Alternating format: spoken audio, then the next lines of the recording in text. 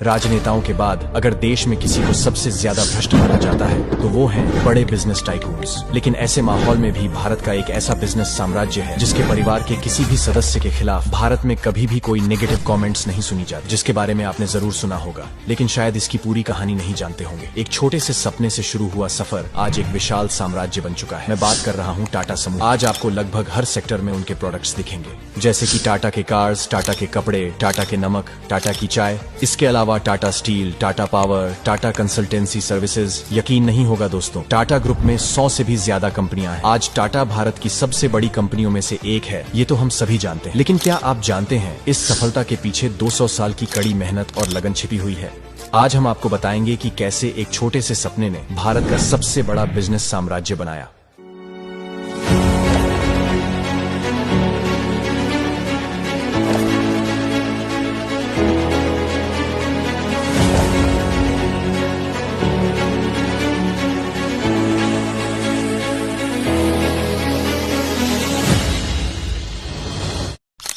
कहानी की शुरुआत वर्ष 1822 में होती है। गुजरात के एक गांव में एक लड़का पैदा हुआ था, नुसरवानजी टाटा। जब वे 20 साल के थे तो उन्होंने अपना गांव छोड़ दिया और अपने परिवार के साथ मुंबई चले गए और एक नया व्यवसाय स्थापित करने का प्रयास किया। वह वहां कॉटन बिजनेस से आकर्षित हुए थे और जल्द ही कॉटन एक्सपोर्ट्स का बिजनेस चला रहे थे। व्यवसाय से हुई आय उन्होंने सुनिश्चित किया कि यह उनके बेटे जमशेदजी टाटा की शिक्षा पर खर्च हो। जमशेदजी टाटा का जन्म 1839 में हुआ था। उन्होंने अपने बेटे जमशेदजी को उस समय की सर्वश्रेष्ठ शिक्षा प्रदान की। 1858 में जमशेदजी ने अपनी शिक्षा पूरी की और अपने पिता के साथ कॉटन बिजनेस शुरू किया। फिर 1861 में अमेरिकी सिविल वॉर शुरू हुआ। इनडायरेक्टली यह जमशेदजी के बिजनेस के लिए अच्छी खबर थी। पहले इंग्लैंड अपना अधिकांश कॉटन रॉ मटेरियल अमेरिका से इंपोर्ट करता था, लेकिन सिविल वॉर के कारण सप्लाई बंद हो गई। जमशेदजी ने इस अवसर का उपयोग किया और अपने द्वारा सप्लाई किए गए कॉटन की दरों को दोगुना कर दिया, क्योंकि इंग्लैंड के पास भारत से कॉटन आयात करने के अलावा कोई विकल्प नहीं था। इस दौरान उन्होंने अपना ऑफिस लंदन में स्थापित किया और वहां से काम किया। उन्होंने अगले 4 वर्षों तक भारी मुनाफा कमाया, लेकिन 4 साल बाद अमेरिकी सिविल वॉर समाप्त हो गया और अमेरिका से सप्लाई फिर से शुरू हो गई। लेकिन तब तक जमशेदजी बिजनेस के बारे में बहुत कुछ समझ चुके थे और उन्होंने 1874 में जमशेदजी ने नागपुर में अपनी पहली कॉटन मिल फैक्ट्री स्थापित की। यह कॉटन बिजनेस से आगे बढ़ने और कॉटन प्रोडक्शन बिजनेस में प्रवेश करने का उनका पहला अनुभव था। जब आप एक नया व्यवसाय शुरू करते हैं तो आपको नई समस्याओं का सामना करना पड़ता है। उन्होंने देखा कि नागपुर में इस कपास मिल में काम करने वाले मजदूर बहुत आलसी थे। लगभग 20% श्रमिक हर दिन अनुपस्थित रहते थे, हफ्तों की छुट्टी लेते थे। जमशेदजी ने इसके लिए एक नवीन समाधान खोजा। उन्होंने श्रमिकों के लिए एक भविष्य निधि योजना शुरू की, जिसका अर्थ है कि अब श्रमिकों को सेवानिवृत्ति के बाद पेंशन मिलेगी। दूसरा, उन्होंने श्रमिकों के लिए चिकित्सा बीमा प्राप्त किया और अंत में उन्होंने परिवार दिवस और खेल दिवस जैसे आयोजन किए। इन आयोजनों में अच्छा प्रदर्शन करने वाले श्रमिकों को सभी के सामने पुरस्कृत किया जाता था। सभी पहलों से श्रमिकों ने खुद को मूल्यवान महसूस करना शुरू कर दिया, जिससे उनकी उपस्थिति और प्रदर्शन दोनों में काफी सुधार हुआ। इनमें से कई योजनाएं इतनी भविष्यवादी थीं कि उस समय तक पूरी दुनिया में किसी ने भी उन्हें लागू नहीं किया था। 1880 में जमशेदजी ने देखा कि भारत में स्वतंत्रता की मांग 1880 में जमशेदजी ने देखा कि भारत में स्वतंत्रता की मांग बढ़ गई थी। जमशेदजी का मानना था कि स्वतंत्र होने के लिए और स्वतंत्रता कायम रखने के लिए भारत को आत्मनिर्भर होना होगा और सभी आवश्यक उत्पादों का निर्माण भारत में ही करना होगा। इसीलिए उन्होंने विभिन्न क्षेत्रों में अधिक भारतीय व्यवसायों का निर्माण शुरू किया। उन्होंने पहले पंचगनी की पहाड़ियों में स्ट्रॉबेरी की खेती शुरू की, जिसका प्रभाव ऐसा था कि आज भी पंचगनी स्ट्रॉबेरी की खेती और जाम फैक्ट्रियों के लिए जाना जाता है। जमशेदजी ने यह भी देखा कि बैंगलोर और मैसूर का मौसम फ्रांस के समान है, इसलिए उन्होंने फ्रांस में पैदा किए गए रेशम के कीड़े भारत लाए। उन्होंने बैंगलोर और मैसूर में जमीनें खरीदी, टाटा सिल्क फार्म संगठन शुरू किया और स्थानीय किसानों से रेशम के कीड़ों का प्रजनन करवाया। उनकी इस पहल के माध्यम से ही भारत को मैसूर सिल्क और बैंगलोर मैसूर सिल्क साड़ी जैसे लोकप्रिय उत्पाद मिले। जमशेदजी को अपने होम टाउन बॉम्बे से बहुत लगाव था और उन्होंने मुंबई के कला घोड़ा इलाके में ए वॉटसन होटल देखा। नाम से यह बहुत प्रसिद्ध होटल था। समस्या बस इतनी थी कि यहाँ सिर्फ अंग्रेज ही प्रवेश कर सकते थे और बोर्ड को इस तरह से लटकाया जाता था कि भारतीयों और कुत्तों को अनुमति नहीं थी। इस नस्लवाद का जवाब देने के लिए जमशेदजी टाटा ने वॉटसन से भी बड़ा और भव्य होटल बनाने का फैसला किया। इसलिए उन्होंने 1898 में द ताजमहल होटल का निर्माण शुरू किया। उन्होंने व्यक्तिगत रूप से निर्माण और डिजाइन प्रक्रिया में भाग लिया। उनका दृष्टिकोण था कि होटल का हर कमरा समुद्र की ओर होना चाहिए और मेहमानों को ऐसा महसूस होना चाहिए कि वे पानी में तैर रहे हैं। 1903 में पहली बार होटल को जनता के लिए खोल दिया गया। उस समय इसकी लागत 2 लाख यूरो। भारत का पहला होटल था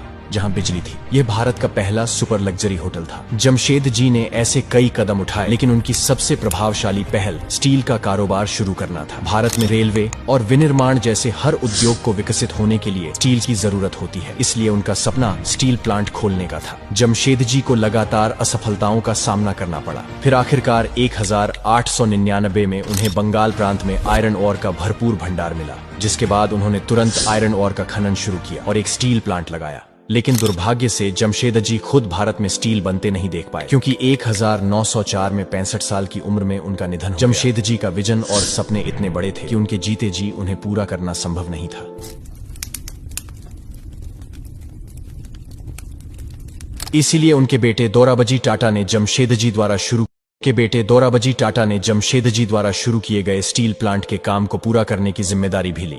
1907 में उन्होंने एक लिमिटेड कंपनी की स्थापना की और स्टील प्लांट के लिए 23 करोड़ रुपए का आईपीओ घोषित किया। उस समय स्वदेशी आंदोलन के चलते करीब 8000 लोगों ने इसमें निवेश किया था। कंपनी का नाम Tata steel and iron company यानी टिस्को रखा गया और आखिरकार 1912 में टिस्को ने पहला स्टील बनाया। 1914 में प्रथम विश्व युद्ध शुरू हुआ। उस समय ब्रिटिश साम्राज्य को स्टील की बहुत जरूरत थी, इसलिए टाटा स्टील देश में स्टील की सबसे बड़ी सप्लायर बन गई। टाटा के स्टील का इस्तेमाल ब्रिटिश टैंक बनाने के लिए किया गया, साथ ही हथियारों और रेलवे ट्रैक के लिए भी। दरअसल प्रथम विश्व युद्ध के दौरान एक ब्रिटिश राजनेता का एक मशहूर कथन है कि टाटा स्टील ने हमें बचाया, क्योंकि उनके स्टील की गुणवत्ता इतनी अच्छी थी कि जब इन टैंकों पर बम गिराए गए तब भी वे इन टैंकों को भेद नहीं पाए। इसके बाद टाटा स्टील का नाम और भी लोकप्रिय हो गया। प्रथम विश्व युद्ध की समाप्ति के बाद टाटा स्टील ने ग्रेट ब्रिटेन में बहुत मजबूत प्रतिष्ठा बना ली थी। जमशेद जी का मानना था कि भारत साइंटिफिक रिसर्च और शिक्षा के मामले में पश्चिमी देशों से बहुत पीछे चल रहा है। वह भारत में एक ऐसा इंस्टीट्यूट स्थापित करना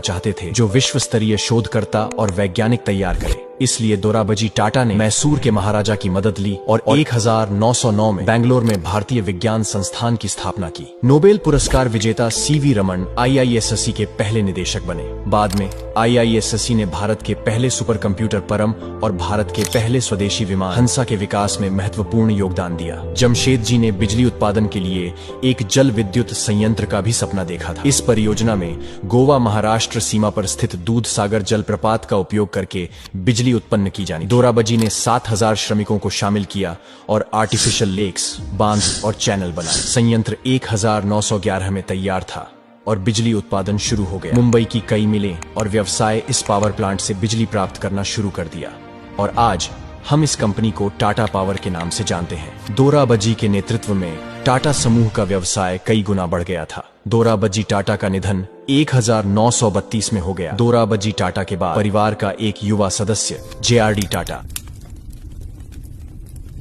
कहानी की शुरुआत वर्ष 1822 में होती है। गुजरात के एक गांव में एक लड़का पैदा हुआ था, नुस्सरवानजी टाटा। जब वे 20 साल के थे तो उन्होंने अपना गांव छोड़ दिया और अपने परिवार के साथ मुंबई चले गए और एक नया व्यवसाय स्थापित करने का प्रयास किया। वह वहां कॉटन बिजनेस से आकर्षित हुए थे और जल्द ही कॉटन एक्सपोर्ट्स का बिजनेस चला रहे थे। व्यवसाय से हुई आय उन्होंने सुनिश्चित किया कि यह उनके बेटे जमशेदजी टाटा की शिक्षा पर खर्च हो। जमशेदजी टाटा का जन्म 1839 में हुआ था। उन्होंने अपने बेटे जमशेदजी को उस समय की सर्वश्रेष्ठ शिक्षा प्रदान की। 1858 में जमशेदजी ने अपनी शिक्षा पूरी की और अपने पिता के साथ कॉटन बिजनेस शुरू किया। फिर 1861 में अमेरिकी सिविल वॉर शुरू हुआ। इनडायरेक्टली यह जमशेदजी के बिजनेस के लिए अच्छी खबर थी। पहले इंग्लैंड अपना अधिकांश कॉटन रॉ मटेरियल अमेरिका से इंपोर्ट करता था, लेकिन सिविल वॉर के कारण सप्लाई बंद हो गई। जमशेदजी ने इस अवसर का उपयोग किया और अपने द्वारा सप्लाई किए गए कॉटन की दरों को दोगुना कर दिया, क्योंकि इंग्लैंड के पास भारत से कॉटन आयात करने के अलावा कोई विकल्प नहीं था।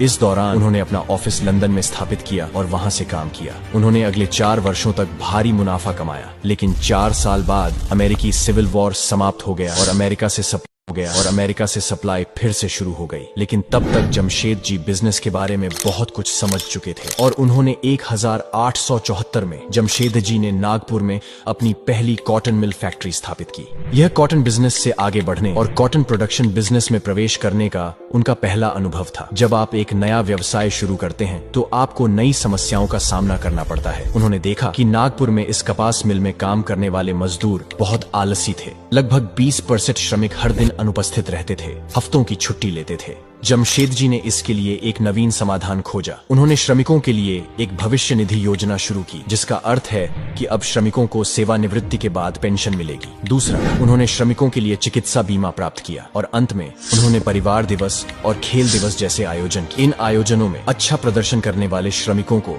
सभी के सामने पुरस्कृत किया जाता था। सभी पहलों से श्रमिकों ने खुद को मूल्यवान महसूस करना शुरू कर दिया, जिससे उनकी उपस्थिति और प्रदर्शन दोनों में काफी सुधार हुआ। इनमें से कई योजनाएं इतनी भविष्यवादी थीं कि उस समय तक पूरी दुनिया में किसी ने भी उन्हें लागू नहीं किया था। 1880 में जमशेद जी ने देखा कि भारत में स्वतंत्रता की मांग 1880 में जमशेद जी ने देखा कि भारत में स्वतंत्रता की मांग बढ़ गई थी। जमशेद जी का मानना था कि स्वतंत्र होने के लिए और स्वतंत्रता कायम रखने के लिए भारत को आत्मनिर्भर होना होगा और सभी आवश्यक उत्पादों का निर्माण भारत में ही करना होगा। इसीलिए उन्होंने विभिन्न क्षेत्रों में अधिक भारतीय व्यवसायों का निर्माण शुरू किया। उन्होंने पहले पंचगनी की पहाड़ियों में स्ट्रॉबेरी की खेती शुरू की, जिसका प्रभाव ऐसा था कि आज भी पंचगनी स्ट्रॉबेरी की खेती और जाम फैक्ट्रियों के लिए जाना जाता है। जमशेद जी ने यह भी देखा कि बैंगलोर और मैसूर का मौसम फ्रांस के समान है, इसलिए उन्होंने फ्रांस में पैदा किए गए रेशम के कीड़े भारत लाए। उन्होंने बैंगलोर और मैसूर में जमीनें खरीदी, टाटा सिल्क फार्म संगठन शुरू किया और स्थानीय किसानों से रेशम के कीड़ों का प्रजनन करवाया। उनकी इस पहल के माध्यम से ही भारत को मैसूर सिल्क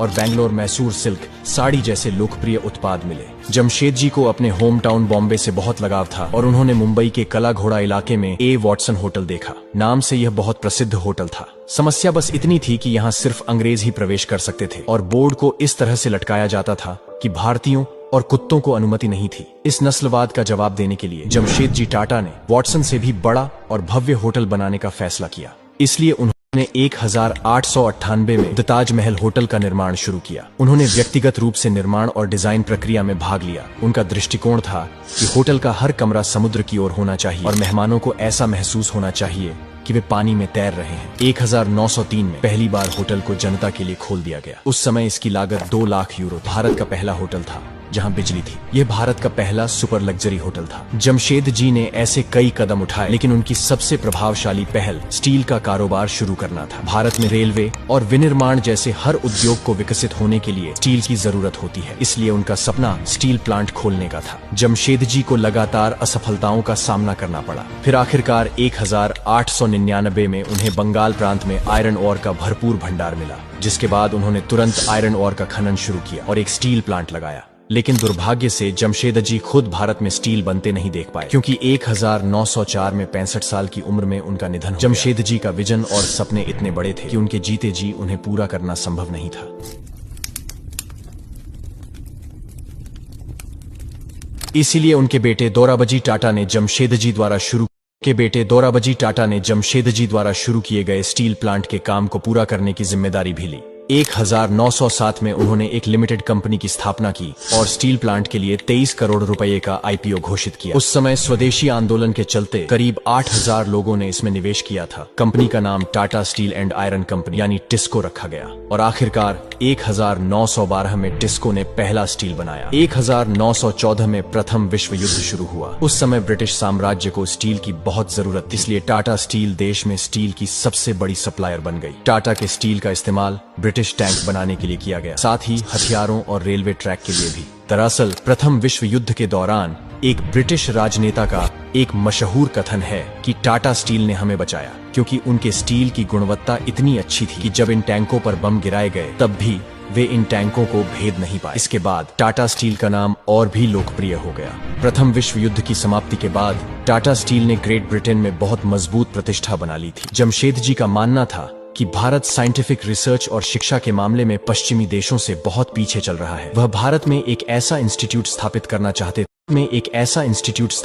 चाहते थे जो विश्व स्तरीय शोधकर्ता और वैज्ञानिक तैयार करे। इसलिए दोराबजी टाटा ने मैसूर के महाराजा की मदद ली और 1909 में बेंगलोर में भारतीय विज्ञान संस्थान की स्थापना की। नोबेल पुरस्कार विजेता सीवी रमन IISc के पहले निदेशक बने। बाद में IISc ने भारत के पहले सुपर कंप्यूटर परम और भारत के पहले स्वदेशी विमान हंसा के विकास में महत्वपूर्ण योगदान दिया। जमशेद जी ने बिजली उत्पादन के लिए एक जल विद्युत संयंत्र का भी सपना देखा था। इस परियोजना में गोवा महाराष्ट्र सीमा पर स्थित दूध सागर जलप्रपात का उपयोग करके बिजली उत्पन्न की जानी। दोराबजी ने 7000 श्रमिकों को शामिल किया और आर्टिफिशियल लेक्स, बांध और चैनल बनाए। संयंत्र 1911 में तैयार था और बिजली उत्पादन शुरू हो गया। मुंबई की कई मिलें और व्यवसाय इस पावर प्लांट से बिजली प्राप्त करना शुरू कर दिया और आज हम इस कंपनी को टाटा पावर के नाम से जानते हैं। दोराबजी के नेतृत्व में टाटा समूह का व्यवसाय कई गुना बढ़ गया था। दोराबजी टाटा का निधन 1932 में हो गया। दोराबजी टाटा के बाद परिवार का एक युवा सदस्य JRD टाटा। राजनेताओं के बाद अगर देश में किसी को सबसे ज्यादा भ्रष्ट माना जाता है तो वो हैं बड़े बिजनेस टाइकून्स। लेकिन ऐसे माहौल में भी भारत का एक ऐसा बिजनेस साम्राज्य है जिसके परिवार के किसी भी सदस्य के खिलाफ भारत में कभी भी कोई नेगेटिव कमेंट्स नहीं सुनी जाती, जिसके बारे में आपने जरूर सुना होगा, लेकिन शायद इसकी पूरी कहानी नहीं जानते होंगे। एक छोटे से सपने से शुरू हुआ सफर आज एक विशाल साम्राज्य बन चुका है। मैं बात कर रहा हूँ टाटा समूह। आज आपको लगभग हर सेक्टर में उनके प्रोडक्ट्स दिखेंगे, जैसे कि टाटा के कार्स, टाटा के कपड़े, टाटा के नमक, टाटा की चाय, इसके अलावा Tata steel, Tata power, Tata consultancy services. यकीन नहीं होगा दोस्तों, टाटा ग्रुप में 100 से भी ज्यादा कंपनियां हैं। आज टाटा भारत की सबसे बड़ी कंपनियों में से एक है, ये तो हम सभी जानते हैं। लेकिन क्या आप जानते हैं इस सफलता के पीछे 200 साल की कड़ी मेहनत और लगन छिपी हुई है। आज हम आपको बताएंगे कि कैसे एक छोटे से सपने ने भारत का सबसे बड़ा बिजनेस साम्राज्य बनाया।